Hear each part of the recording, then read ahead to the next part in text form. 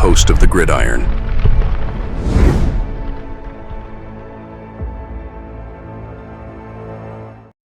All right. Welcome to the Gridiron, baby. You give this video a thumbs up or maybe share this video. That would be absolutely freaking awesome. If you subscribe to my channel, thank you. If not, please go down below, hit the subscribe button, hit that bell icon. That way next time I go live or if I put a video out, you'll be notified. And it's free of charge. What do you got to lose? But if you are subscribed, thank you. If you want to help support my channel out, very top link in the description box, very top link. It takes you to my membership page. I got 3 different membership levels. Each one has their own little perks to them. So once again, if you want to help support my channel out, it would mean so much to me, and I thank you in advance. Thank you. And then also, a little further way down in the description box, there's a link. It takes you to my Facebook group. It's called the New York Giants Do Gridiron. It's my Facebook group. I have over 9,400 members in the group. It's doing simply marvelous, might I add. Basically, if I'm alive and breathing, and if I got internet access, I'm putting stuff in this group darn near 365. It's called the New York Giants Do Gridiron. It's my Facebook group. Please join it. You will not be dissatisfied. I promise. All right. Well, we're getting it's a little, I mean, I was, we're used to, getting waffled on Sunday. I mean, that's almost a given with the Giants. Then obviously, you get 7 days off and you play again Sunday. Nope, not the case. So you have to wait till Monday night. So Monday. But we're going to be going over some of these injuries. So hopefully, the one nice thing about that with the injuries is that as not only do the Giants not only don't play on Sunday, but they don't play Monday, but they play Monday night. So they got a long extra day, over a day, like an extra 30 hours or so before they got to play normally. So guys like, I'd be surprised if maybe Burnsy ain't playing, but I'll give him another 30 hours so to recuperate. Now, obviously, what he has, I'm sure, isn't going to go away in an extra 30 hours, but every minute helps. So, and we're going to need him on the field because I don't know. I mean, I see the Giants scoring maybe 1 point in this game, maybe half a point, maybe. So we're going to need all defense, all hands on deck. That's sure. But talking about defense, right? I mean, yeah.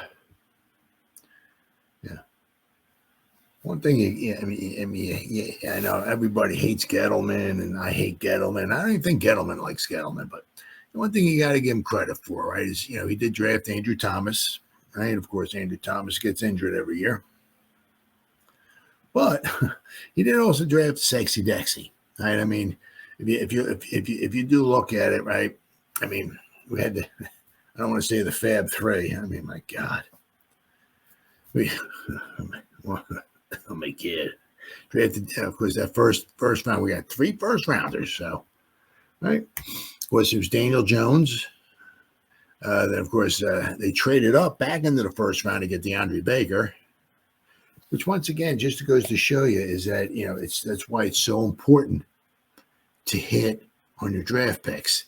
Now, to be fair, also kind of if we didn't up with DeAndre Baker, right, we may not still be looking for another cornerback because we'd have Baker if he was any good, right? We'd have Banks, Baker, and Cordell Flott, who may not have drafted Phillips. So, thanks to Gettleman, up. Possibility, reason why we have Phillips, right? I'm saying, but it just, goes to show you why it's so important to hit on those draft picks, right? Said, if we had Flott, we had Baker, we had Banks, that third round pick we had on Phillips would have gone to somebody else, right? So that's why it's very important to hit on those draft picks. But possibly because we missed out on the Baker. Just dude, I don't know. We've had some bad picks in the first round, and Baker's got to be right up there with one of them. But said because possibly, one of the reasons possibly that because Missed out on a cornerback there, right? And that was, here we are, a few years later, still looking for another cornerback. And maybe that's why we picked up Phillips. But you got to give Gettleman a little bit of credit, not too much, because he was a moron, but got to give him a little bit of credit because he did pick up Sexy Dexy. Right? And Sexy's on a tear. He's on a historic tear. Next Gen Stats highlights Dexter Lawrence's dominant start. Dexter Lawrence is off to the most dominant start of his NFL career. The Giants are just 7 games into their season, and yet the 6th-year defensive lineman has already set a new career high with 9 sacks. Wow. Topping his previous high of 7.5 sacks set in 2022. Lawrence's 9 sacks also leads the NFL heading into Week 8. How crazy is that? Next Gen Stats recently highlighted Lawrence's elite performance thus far this season. Lawrence is the league leader in sacks despite, it's crazy, despite facing a double team rate of 63.3%. Not only is this the highest double team rate of any player has faced this season, but it is the highest mark any defender has seen dating back to at least 2018.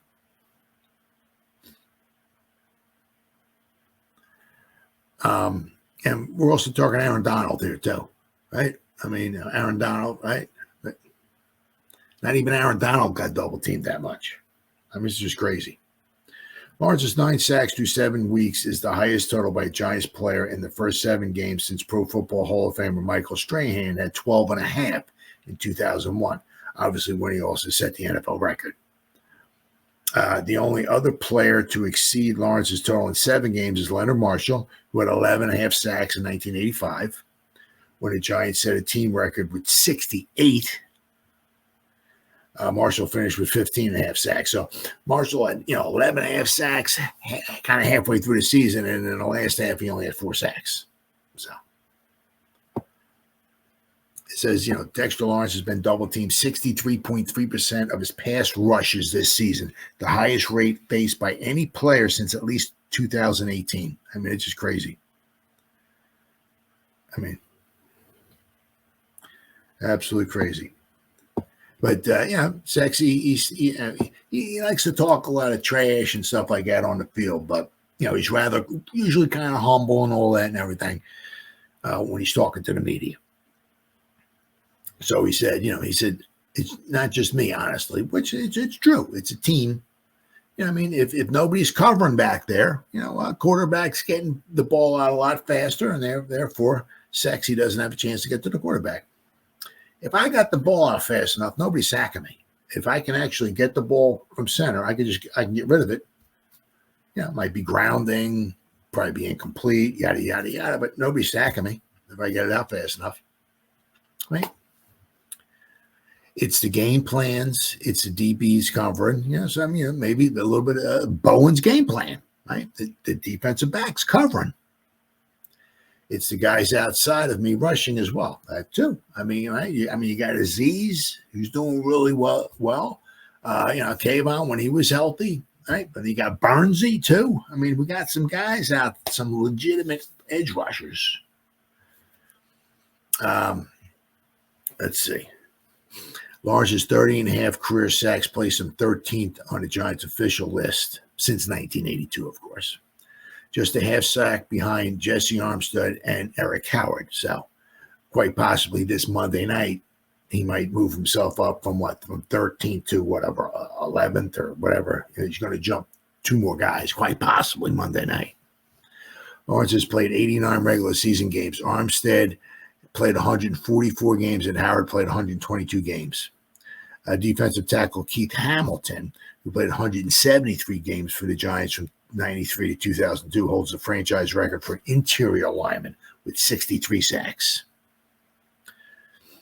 Let's see. With Lawrence's help, the Giants currently lead the NFL with 31 sacks, their highest total through 7 games since they had 37 in 1985. A year ago, the Giants had 11 sacks through 7 games, 11. And they finished with 34. So they finished with 34. So there's a possibility a possibility. They got 31 after 7 games. So just, right, if they get 3 sacks, well, we wouldn't even be actually even halfway through the season. We'll be 8 games. We still got 9 to go. Right? I mean, it's this, well, I'm sure it's got something to do with Burns, but also could be with Bowen's, his system and everything, right? But if we get 3 sacks, we'll have 34. So we would have tied what we did with Wink Martindale last season. Okay? And that was in 17 games. If we get 3 sacks Monday night, we'll have 34 through 8 games, and we still have 9 games left to go. So I mean, you just look at it, right? You figure is that even if just say we're halfway through the season, because let's not forget we're going to hopefully get Kayvon back in a few weeks, hopefully, right? And if we can have Burnsy stay kind of healthy, we got Sexy, we got Kayvon, we got a healthy Azeez Ojulari. Hopefully he can stay healthy. I mean, I said, we're on pace for at least, if we get 3 sacks Monday night, we're on pace for at least 70, which would be a new record for the Giants. So, but also let's not forget the Giants. What do they say they had?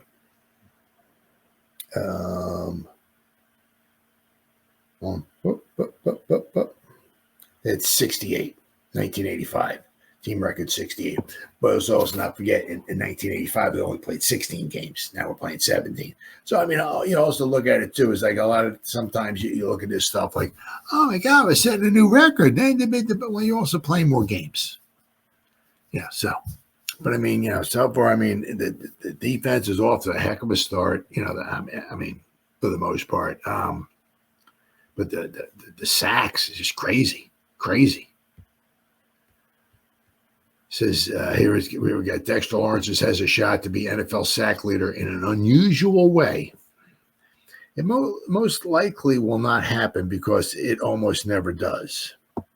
But with Dexter Lawrence not getting any smaller or weaker or less willing to dominate, there is certainly a chance the best Giants player will accomplish what an interior defensive lineman is not supposed to claim on his resume. Big Dex could actually finish the season leading the NFL in sacks. He's on pace for it now, so he's doing a great job inside linebacker Barrio Carrique, he said. Although there's 2 and 5 and seemingly heading nowhere. Yep. Other than the Pittsburgh, soon enough for Monday night game with the Steelers. Tucked inside another losing campaign is one of the best stretches for a defensive player in the history of a franchise that is commemorating its 100th year of existence. Lawrence is leading the NFL in sacks with 9 in 7 games. That puts him ahead of Will McDonald of the Jets, who has 8 sacks. Aiden Hutchinson, obviously, is 7.5, and he's done for this season. All these players make a living on the edge. Obviously, where a lot of times they don't get double teamed, which is where sack leaders almost always reside. Lawrence's 340 pounds nose tackle is required to control the running game and push the pocket with an interior rush. Right? Sacks are almost never to be bountiful if you're an interior defensive lineman. Of the 33 players who have led the league in sacks since it became an official stat in 1982, only 3 have lined up in the interior. Hall of Famer John Randall, Leroy Glover, who had 17 sacks in 2000, of course, and future Hall of Famer Aaron Donald. So his 20.5 sacks in 2018 not only led the NFL, but also set the standard among interior defensive linemen, meaning Aaron Donald. And now comes Dexter Lawrence to make a run at it. Now, I don't think anybody ever would suspect a nose tackle to be leading the league in sacks, guard John Runyon Jr. said. What we got? Leonard Marshall, obviously, we talked about, had 11.5 sacks in the first 7 games. So, so Sexy's a little behind that. But, as I said, Marshall only wound up with 15.5 sacks. But Lawrence, who's 26, is on pace for 22 sacks. Now, the record's 22.5, but also the record of 22.5 by Michael was only done in 16 games. It's since been tied, I believe, I believe when it was tied, it was in 17 games. So Michael still has the upper hand on that, as far as I'm concerned. But I mean, he's on pace for 22 sacks. So who knows? Anything's possible. Anything's possible. But I'll tell you what, boy, you got to give. Sexy. Let me tell you what, boy. Man, just dominate. That's why I would really, really love. I mean, it's going to be one of those things, because I'm almost positive Daniel Jones ain't going to be back next year. Now he would be good, if the Giants had him as like a backup quarterback or something, but they're not keeping him. They're not paying him $40 million as a backup quarterback, guys. That's just not happening. I mean, if he's your backup quarterback coming in off the bench, like if he was the Giants' backup quarterback, okay, not bad, okay, okay. But so I'd be rather shocked also hearing the fact that quite possibly Dable and Shane will still be around, meaning that I'm sure it'll open up an avenue possibly for Dable to bring in his own quarterback, groom his own quarterback. So I mean, I think we're seeing the final countdown. Dun, dun, dun, dun, dun. If you're a fan of Europe from the 1980s, the final countdown for Daniel Jones with the New York Football Giants. They also got to keep in mind too that injury guarantee, which is, if he gets injured and he can't pass a physical next year, that's $23 million. It's going to hit the cap, go against the cap next year for the Giants, and that's going to really, really put a big dent, or cause a big problem next year for the Giants. Because if they'll let Daniel Jones go, they'll have maybe around $50 million in cap space to spend, and that's after signing their 51. That's after signing their draft class. They have $50 million. Now, obviously, they got to, obviously put some money aside. Maybe, they also, pick up Kayvon's 5th year option. So there'd be some guys they might want to re-sign, or we're going to lose a few free agents, but there's not a ton of us. And maybe we can bring back, maybe McCann. Can we bring him back again? Maybe bring Pinnock back. Hopefully, it's going to cost a little bit for Pinnock. McCann maybe not so much, but but we're not really losing a ton of guys. I mean, then there's also Slayton. Do they want to bring him back? You want to lose Slayton and be left with Hyatt, who can't even catch a ball. I mean, but they'll have some money to bring one or two little juicy players in, right? As long as Daniel Jones, they cut him and he doesn't get hurt. So, but I was saying is that the one thing is that if Shane and Dable are still around, quite possibly they're going to be looking for their own quarterback. Now the thing is, are they going the draft route? Okay, but the thing is that if you look at the draft right now, okay, a lot of teams in front of the Giants need quarterbacks. So that means the Giants would have to, would either have to sit there and twiddle their thumbs and wait for all the quarterbacks to get taken. Then the Giants maybe either take somebody who they may not want to take in the first round, or they have to maybe wait till the second round and pick up somebody who Dable thinks he can groom or something like that. We'll have to wait and see. But the thing is that I was saying is that if we wind up grabbing a quarterback early on, out in maybe the second round, let's grab another defensive tackle. So get that wall, get those 2 edge rushers, and that would be the other thing would be Azeez Ojulari. Let him go. I don't know what he'd want on the open market. I don't know if the Giants could bring him back, would want to bring him. I don't know. The thing is, I don't know with Azeez, because if Azeez, comes back, you got Kayvon and they got Bernsey. Those are the 2 starters. Azeez, if he comes back, he's on the bench. He's only going to get 20, 25 snaps a game. Unless one of those guys gets hurt, then he's first one off the bench. But Azeez might want to. It's not even so much getting paid. Obviously he wants to get paid. But he, it's like, where can I go that I'm going to play? I want the money, right? But I want to play. I want to be the starter. And that may not happen with the Giants. Unfortunately, the Giants might wind up losing him. But so I'm saying, so like in the second round, if you draft a quarterback, just say in the first round, in the second round, let's see if we can find some defensive tackle, some defensive line stud who can either rush the quarterback, right, to help the NASCAR package, or get a nice defensive tackle in there right next to Sexy. Get that, solidify that front wall. That would be fantastic. But that's next year. That's next year.